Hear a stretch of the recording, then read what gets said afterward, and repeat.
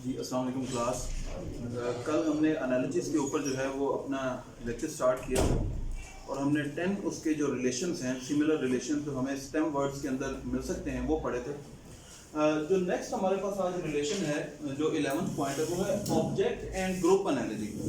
ये collective noun से मिलता जुलता है। जब हमने कलेक्टिव नाउन पढ़े थे तो आपको याद है कि कलेक्टिव नाउन क्या होता है कि ग्रुप ऑफ पर्सन या ग्रुप ऑफ थिंग्स का जो नाम इकट्ठा मिलाकर जो एक नाम रख देते हैं। तो ये है ऑब्जेक्ट। एक हमारे पास ऑब्जेक्ट होगा और उस ऑब्जेक्ट को ग्रुप के तौर पर जो है वो हम क्या नाम देते हैं। एग्जांपल देखें, जैसे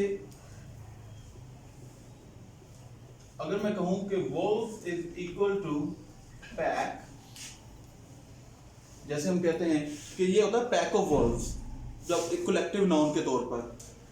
तो अगर मैं आपको कहूं कि शिप्स इज इक्वल टू, तो शिप्स जो है अगर हमारे पास ग्रुप की शक्ल में है तो उनके लिए क्या वर्ड हम यूज करते हैं? फ्लीट। जैसे हम कहते हैं फ्लीट ऑफ शिप्स। अगर हमारे पास यहां पे वर्ड आ जाए कैटल, तो कैटल इज इक्वल टू, अगर ग्रुप ऑफ कैटल है तो ग्रुप के तौर पर कैटल को क्या कहते हैं?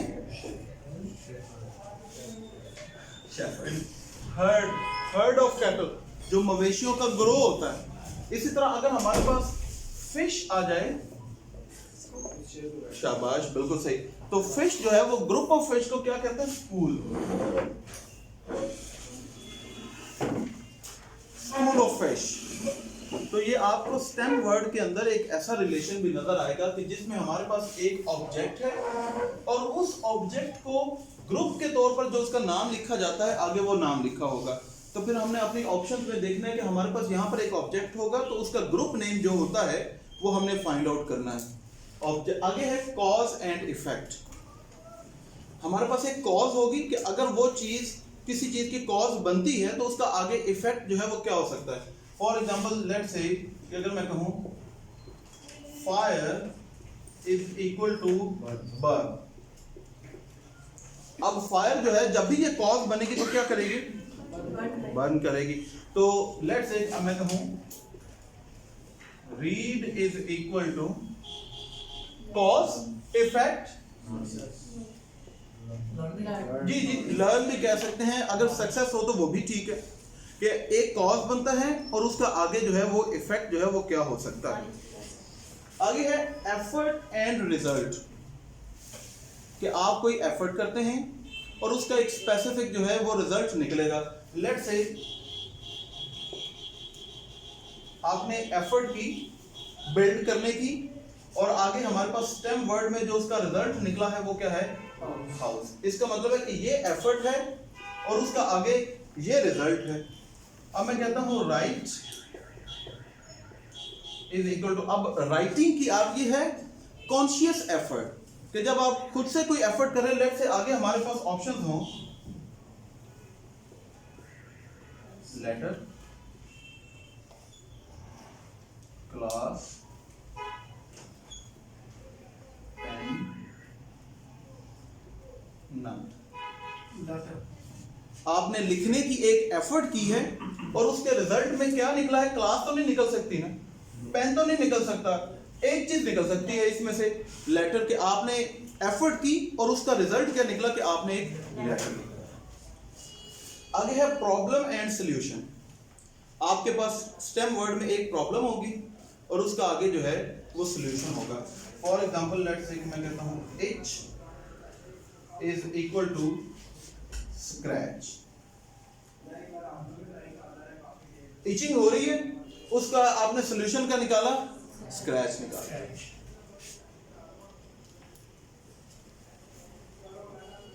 डिजीज, हमारे पास एक प्रॉब्लम है तो उसका लेट्स से मेडिसिन या क्योर, कि उसका आप जो है वो इलाज कर सकते हैं। तो प्रॉब्लम जो है उसका सॉल्यूशन क्या निकल सकता है? लेट्स से कि अगर हमारे पास हो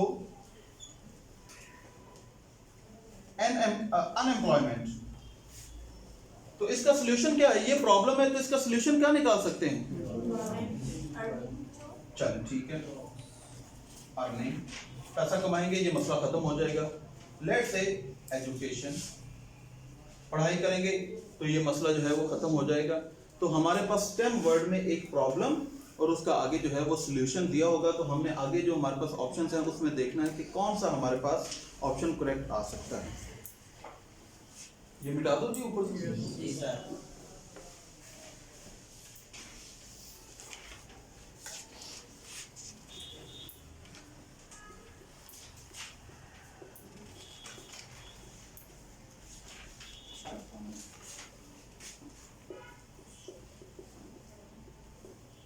एक इसी तरह है परफॉर्मर एंड एक्शन, के स्टेम वर्ड में एक हमारे पास परफॉर्मर है और वो आगे जो है वो एक्शन क्या परफॉर्म करता है। फॉर एग्जांपल लेट्स से मैं कहूँ पेंटर, पेंटिंग करेगा। जी बिल्कुल, paint.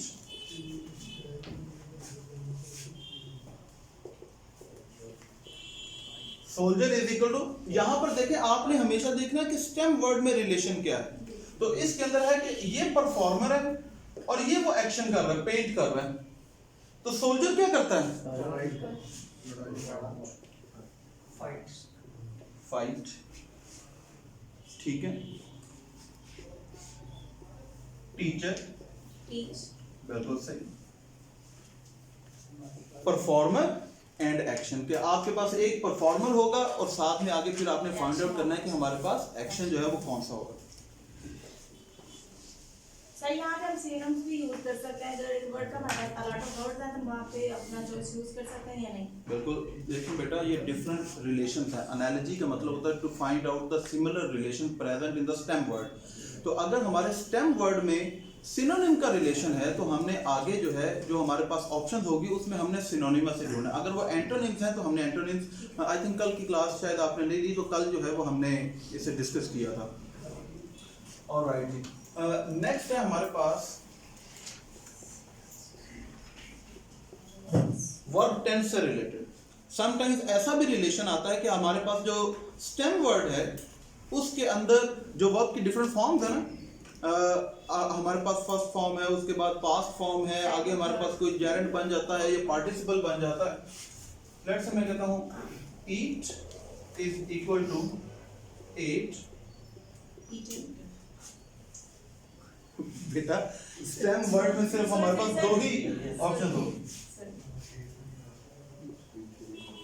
Walk is equal to, अब मैं कहता हूं हमारे पास ऑप्शंस हैं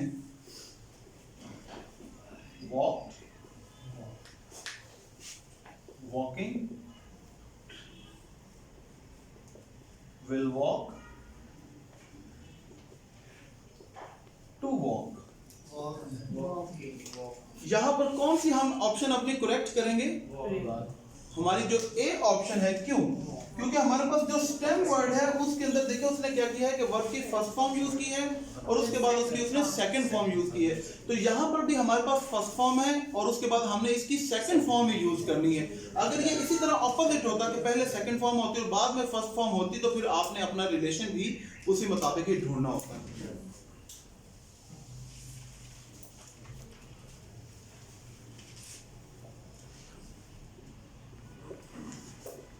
object and location,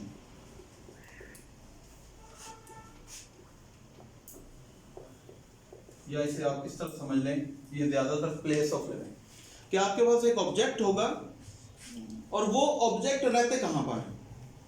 for example dog is equal to dog house, तो जो उनका डब्बा सा हम बनाते हैं उसे डॉग हाउस कहते हैं। आगे लेट से हमारे पास ऑप्शन आ जाए trees is equal to what, शाबाश,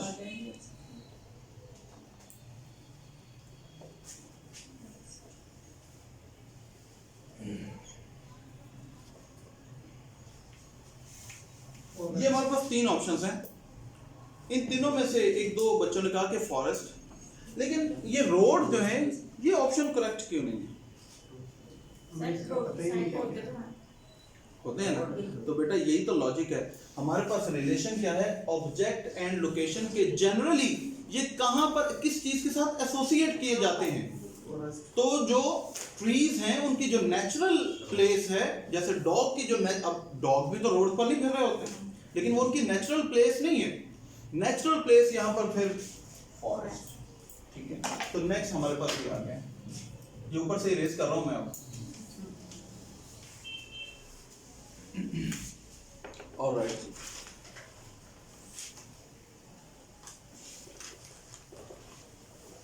things that go together.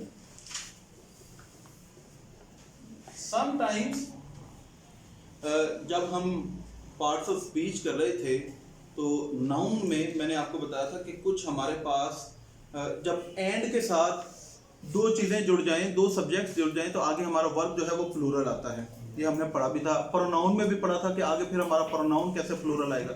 लेकिन उसमें हमने एक पॉइंट पढ़ा था कि अगर एंड के साथ जुड़े हुए दो अल्फाज एक ही ऑब्जेक्ट की तरफ, एक ही चीज की तरफ इशारा कर रहे हैं, तो फिर वो चूंकि सिंगुलर है, आदमी तो एक ही है, माय फ्रेंड एंड नेबर, मेरा दोस्त और हमसाया, तो वो एक ही है। अगर होता my friend and the neighbour तो फिर वो होता दो लोग। तो इसी तरह कुछ अल्फाज हैं जो हमेशा इकट्ठे लिखे जाते हैं, तो ऐसा भी रिलेशन जो है वो आपको मिल सकता है। फॉर एग्जाम्पल देखो, मैं कहूं fish is equal to chips, salt is equal to what? अब ये अगर आप मूवीज वगैरह देखते हैं या तो ये अक्सर फिश एंड चिप्स, ये जो डिश है ये एक ही कहलाते हैं, फिश एंड चिप्स, तो ये हमेशा इकट्ठे ही लिखे जाते हैं। जैसे हम कहते हैं ब्रेड एंड बटर, अब ये बेसिकली एक ही है, ये इकट्ठे ही हमेशा लिखे जाते हैं, ब्रेड एंड बटर। तो सॉल्ट एंड, शाबाश, बिल्कुल, salt is equal to salt and pepper, ये टर्मिनोलॉजी जो है ये हमेशा इकट्ठी ही यूज की जाती है। नेक्स्ट चलते हैं।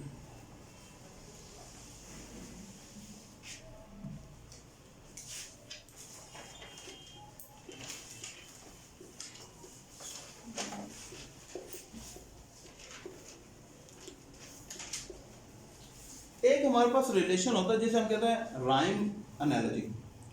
उसके अंदर जो रिलेशन होगा वो सिर्फ जो स्टेम वर्ड्स के अंदर दो लफ्ज लिखे गए हैं उनकी एक राइमिंग स्कीम होगी। साउंड सेम हो सकता है, सिलेबल सेम हो सकते हैं। जैसे देखिए, मैं कहूं glass is equal to class, glass class, ठीक है। इसी तरह pear is equal to steer, pear steer, glass class, तो ये राइम एनालॉजी। तो समटाइम्स जो है वो हमारे पास इस तरह का भी रिलेशन आ सकता है। पीछे हमने पढ़ा था ना अनरिलेटेड, तो वो एक अलग चीज है। इसमें आप देखेंगे, आपको पढ़ते ही पता चल जाएगा कि एक साउंड जो है वो सेम क्रिएट किया जा रहा है। तो आगे आपने देखना है कि पियर के साथ कौन कौन सी साउंड्स हैं जो हमारे साथ रिलेट कर रही हैं। Alright,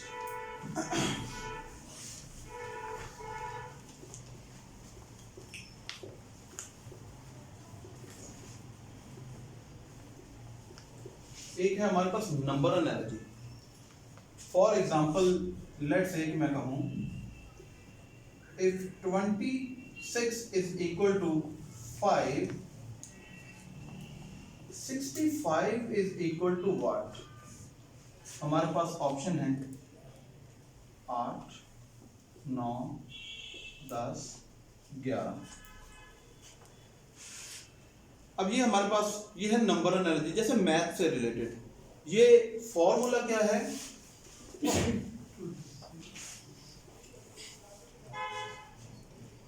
x2 + 1। हमने यहां पर देखें कि 5 × 5 25 + 1। ये देख लेना, हमारे पास ये रिलेशन पहले उसने दिया हुआ है, हमने इस रिलेशन को फाइंड आउट करना है कि यहां पर कौन सा उसने फॉर्मूला अप्लाई किया है। तो ये फॉर्मूला मैंने आपको नीचे बेसिकली बता दिया कि उसने इसकी डबल वैल्यू कर दी 5 × 5 + 1, तो ये कितना हो गया 26। अब हम देखेंगे कि ये जो उसने हमें रिलेशन दिया है 65 और आगे ऑप्शन दी हैं, इस फॉर्मूले के मुताबिक कौन सी ऑप्शन यहां पर करेक्ट आती है? 8। क्यों?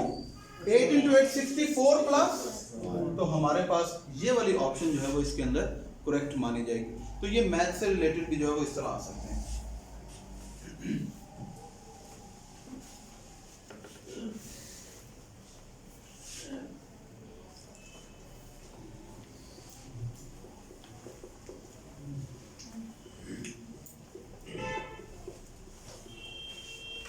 क्वांटिटी या ऑब्जेक्ट एंड यूनिट, तो ज़ाहिर है आप लोगों ने कहीं ना कहीं तो साइंस जो है वो डेफिनेटली पढ़ी है।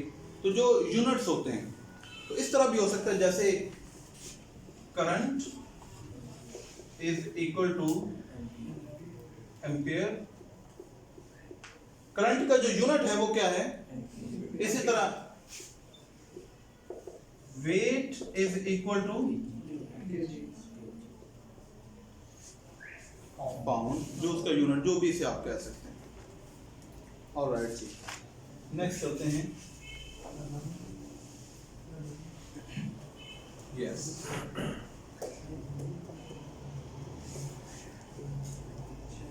Instrument and measurement. Stem word में एक इंस्ट्रूमेंट लिखा होगा और वो इंस्ट्रूमेंट किस चीज को मेजर करने के लिए इस्तेमाल किया जाता है। फॉर एग्जांपल, अगर हमारे पास सिस्मोग्राफ, ये किस चीज को मेजर करने के लिए इस्तेमाल किया जाता है? अर्थक्वेक। तो आगे मैं कहूं थर्मोमीटर, ये इंस्ट्रूमेंट है, किस चीज को मेजर करने के लिए इस्तेमाल किया जाता है? टेम्परेचर। इंस्ट्रूमेंट एंड मेजरमेंट, कि ये इंस्ट्रूमेंट किस चीज के लिए इस्तेमाल होता है। तो यहां पर जो भी इंस्ट्रूमेंट होगा वो जिस चीज के लिए इस्तेमाल किया जाता है, आपने वही रिलेशन जो है वो इसके अंदर फाइंड आउट करना।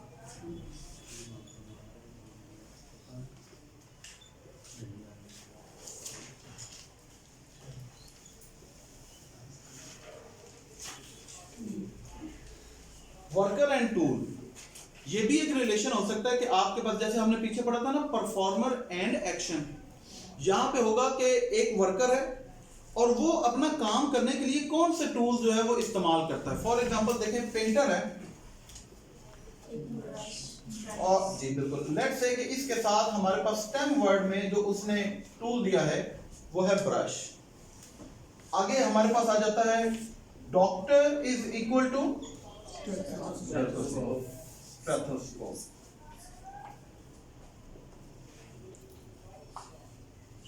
Teacher is equal to let's say pen या बुक, जो भी आप इसे कह सकते। परफॉर्मर और वो उसका टूल क्या है, तो आप कुछ भी जो है वो इसके अंदर लिख सकते हैं। नेक्स्ट चलते हैं जी।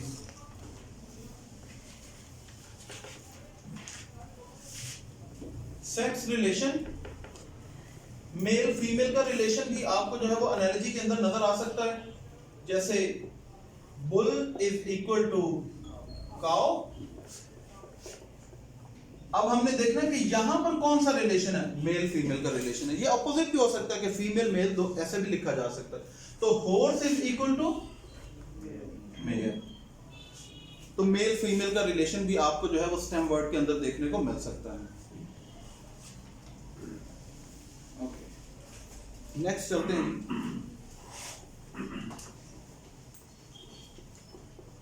वर्कर एंड वर्किंग प्लेस, ये भी रिलेशन आपको स्टेम वर्ड के अंदर देखने को मिल सकता है कि एक वर्कर होगा और वो काम कहां पर करता है। लेट्स से मैं कहूं doctor is equal to hospital, sailor is equal to ships. जो सेलर है वो जहाज के अंदर ही जो है वो काम करते हैं ना, ठीक है। तो वर्कर, जैसे let's say lawyer is equal to, कहां पे काम करता है वो, पता है? ओके, तो इसके साथ रिलेशन क्या हो जाएगा फिर, वर्कर एंड वर्क प्लेस। तो आपने यहां पर हमेशा देखना है कि आपके पास कौन सा रिलेशन है।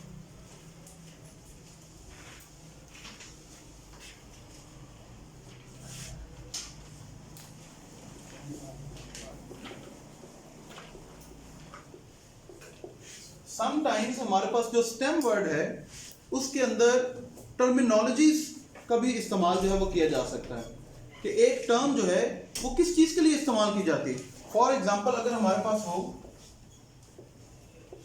पेलियोंटोलॉजी is equal to fossils, pedagogy is equal to palaeontology, ये वो ब्रांच है जो फॉसिल्स वगैरह इन चीजों की स्टडी के लिए, तो पेडागोगी जो होती है art of teaching.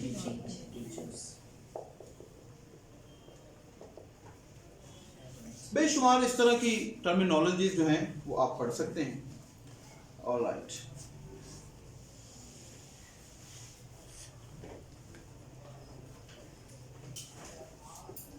Object and raw material. Stem word के अंदर ये भी रिलेशन जो है वो आपको देखने को मिल सकता है कि एक ऑब्जेक्ट होगा और वो ऑब्जेक्ट का रॉ मटेरियल क्या है कि वो कहां से बनते हैं।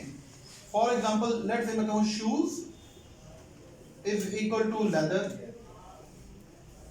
तो ये फिनिश्ड प्रोडक्ट है, इसका रॉ मटेरियल क्या है, लेदर के, ये लेदर से बनते हैं। आगे मैं कहूं rubber is equal to what, rubber एक हमारे पास फिनिश्ड प्रोडक्ट है, ये बनती किससे है, लेटेक्स से, जो इसका raw material latex. Object and raw material, ये कुछ मेजर वर्किंग जो रिलेशंस हो सकते हैं वो हमने क्लास में डिस्कस कर ली। अब मैं आपका एक छोटा सा टेस्ट लेने लगा हूं, आपको मैं यहाँ पे एग्जांपल्स दूंगा, आपने उनमें से मुझे आंसर्स बताने हैं कि इसमें करेक्ट ऑप्शन जो है वो क्या हो सकती है। बता दो जी इसको। जी सर।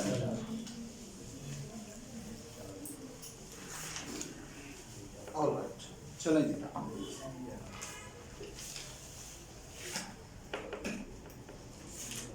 अब ये आपका टेस्ट है।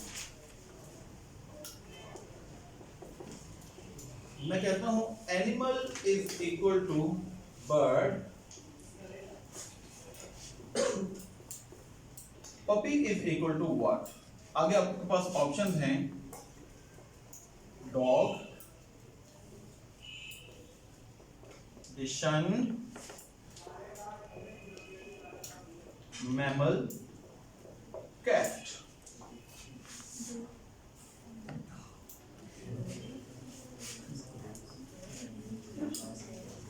यहां पे अब आपके पास स्टेम वर्ड है, स्टेम वर्ड के अंदर आपने रिलेशन फाइंड आउट करना है। और मैं आपको एक चले तरीका बता देता हूं, अगर समझ ना आ रही हो तो आप जो स्टेम वर्ड है उनको सेंटेंसेस के अंदर जो है वो कन्वर्ट करने की कोशिश करें। लेट्स से कि आप इस तरह कर सकते हैं, या तो ऐसे देख लें या ऐसे देख लें। आप कहें कि animal have a type called birds। अब हम आगे देखेंगे, अब हमने एक सेंटेंस बना लिया, अब हम देखेंगे कि जब हमने इसका सेंटेंस बनाना है तो कौन सी ऑप्शन जो है वो हमारे पास करेक्ट आ सकती। मैं कहूं puppy has a type called dog, puppy की कोई टाइप तो नहीं, वो तो बेसिकली वो इटसेल्फ डॉग है, समझ आ रही। तो एनिमल्स की डिफरेंट टाइप्स हैं, उनमें एक टाइप जो है वो बर्ड है। इसी तरह कुत्तों की मुख्तलिफ इकसाम है, उसमें एक इकसाम है जिसे हम कहते हैं, क्योंकि पपीज मैमल तो नहीं हो सकते, पपीज कैट तो नहीं हो सकते, ये तो होते ही डॉग हैं। तो डॉग्स की एक टाइप है, एक काइंड है जिसका ये नाम है। जैसे लेट्स से कि अगर हमारे पास यहां पे होता पुडल, तो आपको जो है, या हमारे पास होता जर्मन शेफर्ड, तो वो है तो डॉग ही लेकिन आगे उनकी टाइप्स है। तो पहला ही हमने पढ़ा था टाइप कैटेगरी। ऑलराइट, चलिए नेक्स्ट करते हैं, एक और करते हैं, ये बड़ा आसान है, आपको फौरन पता चल जाएगा। मैं कहता हूं foot is equal to socks, hand is equal to what? क्या? चले ठीक है, बिल्कुल सही आपने बताया। ठीक, मिटन वॉश, वॉश नहीं शेक हम हाथ में लाए हाथ मिला। बच्चों देखें, कोई लॉजिक तो अप्लाई करें। पहले स्टेम वर्ड का रिलेशन तो देखिए कि स्टेम वर्ड में हमारे पास क्या है रिलेशन। एक हमारे पास ऑब्जेक्ट है फुट, जी आगे देखें उसके बाद एक और चीज है सॉक्स। ये सॉक्स किस लिए आती है? ये पैरों के ऊपर पहनने के लिए। इसका मतलब है कि आगे हमारे पास जो ऑप्शन है हैंड, हम देखेंगे कि आगे पहले बेटा रिलेशन तो देखो ना, रिलेशन क्या है कि सॉक्स क्यों इस्तेमाल करते हैं हम? पैरों के ऊपर पहनने के। इसका मतलब है कि ये कोई ऐसी चीज है जो ऊपर पहनी जाती है। अब क्या शेक जो है हाथ मिलाना के हाथ के ऊपर पहना जाता है? वॉश जो है क्या ये हाथ के ऊपर पहना जाता है? एक चीज है मिटन। मिटन होते हैं वो छोटे छोटे ग्लव्स जो बच्चों के लिए, तो वो ग्लव्स हैं जो हाथ के ऊपर ऐसे चढ़ जाते हैं और पाँव जैसे सॉक से ढक जाता है, इसी तरह ग्लव्स से जो है वो आपके पास आपका जो हाथ है वो। तो यहाँ पर हमारे पास जो करेक्ट ऑप्शन है वो मिटन है। पहले बेटा इस रिलेशन को हमेशा समझा करें, जल्दी ना करें। और चले एक और करते हैं। मैं कहता हूँ grass is equal to mower, hair is equal to what? Ribbons, comb, brush, scissor. ये आपके पास ऑप्शन है। Grass is equal to mower. Mower क्या है? ये वो टूल है, वो मशीन है जो घास को काटने के लिए इस्तेमाल की जाती है। तो हमारे पास एक ऑब्जेक्ट है और आगे बताया गया है कि ये किस लिए इस्तेमाल होता है? घास को काटने के लिए। अब हम देखेंगे कि हमारे पास एक ऑब्जेक्ट है हेयर, तो कौन सी ऐसी चीज है जो इसको काटने के लिए इस्तेमाल होती है? Ribbon, comb, brush. एक चीज है जो इसको कट करती है, सीजर। सर समझ आ गई है सारी, बस वोकैबुलरी प्रॉब्लम है सर, वर्ड्स की बाकी समझ आ गई।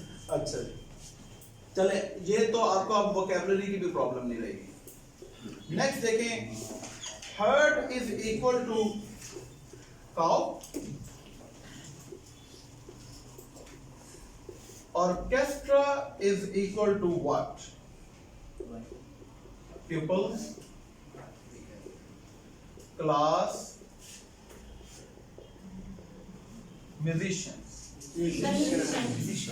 अब तो नहीं कोई मसला रहा कि यहाँ पर देखें कि ये, अब मैंने थोड़ा ऑपोजिट लिखा है कि यहाँ पर ग्रुप नेम है और आगे सिंगुलर। इसी तरह ऑर्केस्ट्रा एक ग्रुप नेम है किसका? म्यूजिशियंस का। तो ये अब आपको पता चल गया। ऑलराइट, नेक्स्ट चलते हैं जी। अब यहां पर देखते हैं कि आपको कितनी समझ आएगी। Painter is equal to paint. अब मैं 4 ऑप्शन यहां पर बना रहा हूं। ए में doctor is equal to stethoscope,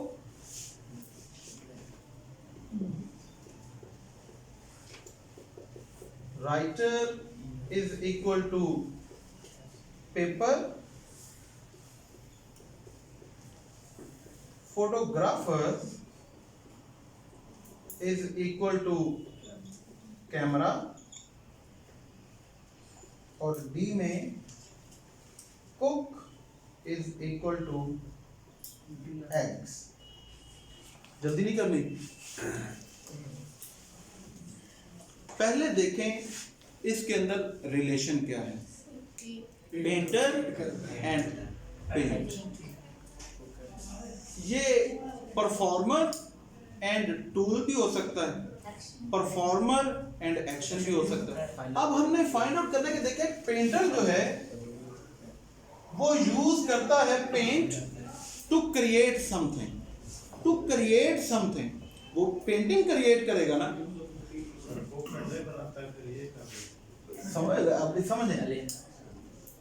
doctor uses stethoscope to create something, doctor stethoscope को जब यूज करता है तो वो कोई चीज नई नहीं क्रिएट कर रहा, तो हम कहेंगे कि ये हमारे पास ऑप्शन जो है वो है।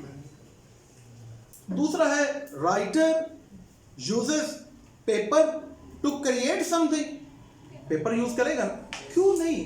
राइटर, देखिए ये सारी ऑप्शंस जो है वो बहुत क्लोजली लिंक्ड हैं। राइटर जो है वो पेपर जब यूज करता है तो उसके ऊपर लिखता है ना, तो वो कोई नई चीज जो है वो क्रिएट करता है। लेकिन ये ऑप्शन हम यहाँ पर करेक्ट क्यों नहीं करेंगे कि यहाँ पर जो माइन्यूट के पेंट को जब वो यूज करता है तो वो पेंट जो है it becomes a part and integral part of the creation. वो पेंट जो है वो उसका हिस्सा बन जाता है। तो पेपर के तो ऊपर लिखा जाता है, पेंट जबकि उसके अंदर मिक्स किया जाता है वो उसका हिस्सा बन जाता है। इसी तरह photographer is equal to camera. अब photographer uses camera to create something. जैसे और हमारे पास पेंटर है, वो पेंट को यूज कर रहा है, फोटोग्राफर जो है वो कैमरा को यूज कर रहा है। इसी तरह cook uses eggs to create something.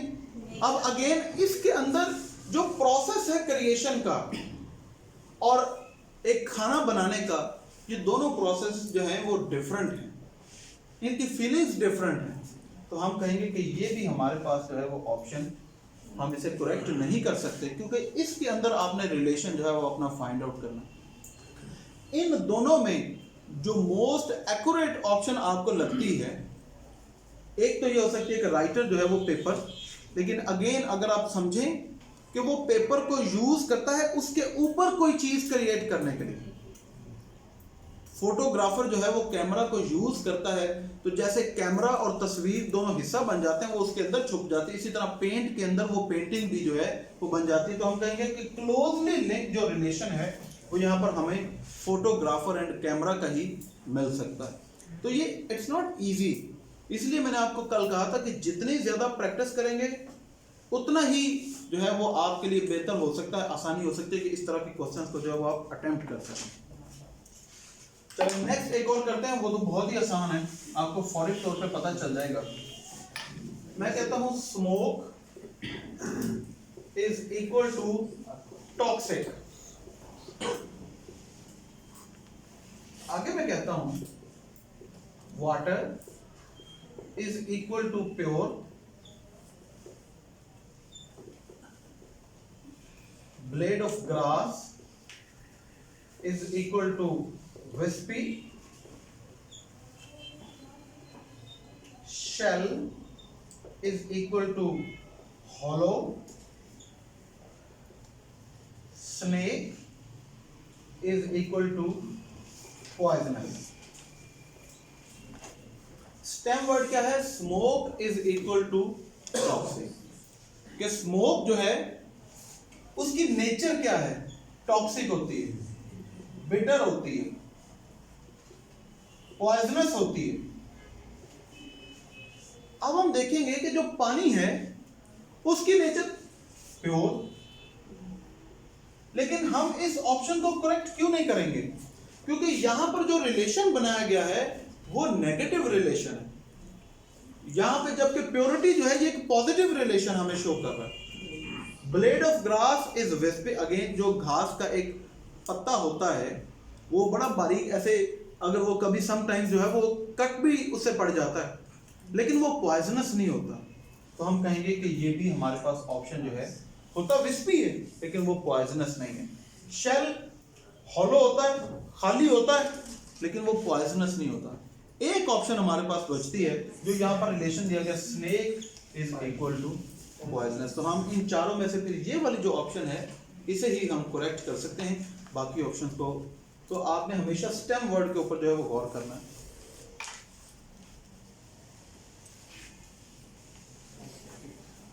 चलें एक और करते हैं। Short is equal to height,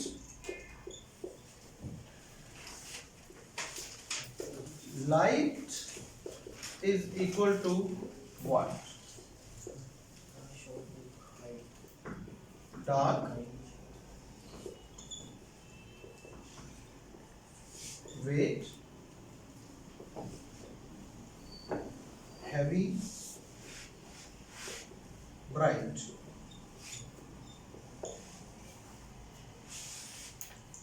पहले देखिए स्टेम वर्ड के अंदर रिलेशन क्या है।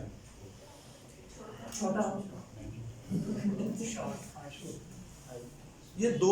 ये है बेसिकली पार्ट्स ऑफ स्पीच के हवाले से। तो